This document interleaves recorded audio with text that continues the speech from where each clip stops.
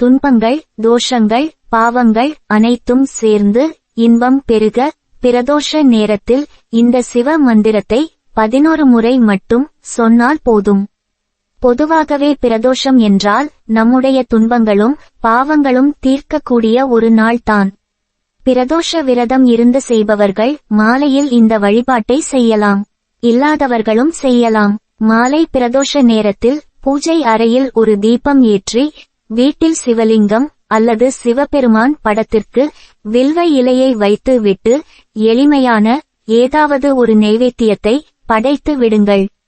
இப்போது நீங்கள் வடக்கு முகமாக அமர்ந்து இந்த மந்திரத்தை சொல்லத் தொடங்குங்கள்.